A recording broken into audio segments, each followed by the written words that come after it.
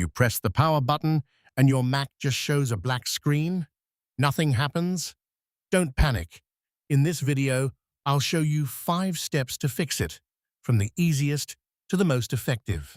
Step 1. Check the power connection. This might seem obvious, but it's the most common cause. Make sure your MagSafe or USB-C cable is firmly connected. Try a different power outlet. Look for the light on the MagSafe connector. Orange means it is charging. Green means it is fully charged. Step 2. Force a restart.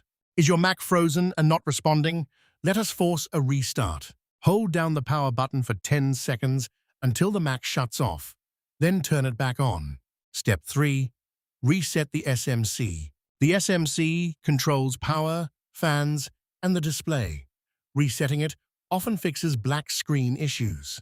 On Apple Silicon, that is M1, M2, or M3, shut down, wait 30 seconds, then turn it back on.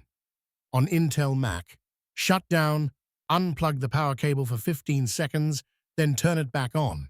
Step 4. Reset the NVRAM. The NVRAM stores display and startup settings. Resetting it can resolve a stuck black screen.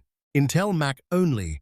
At startup, hold Option, Command, P and R together for about 20 seconds. Step 5.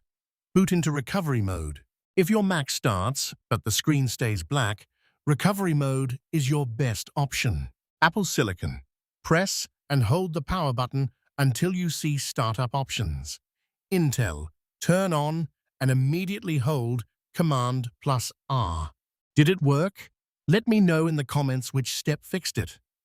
Subscribe to Tato's for more Apple tutorials every week.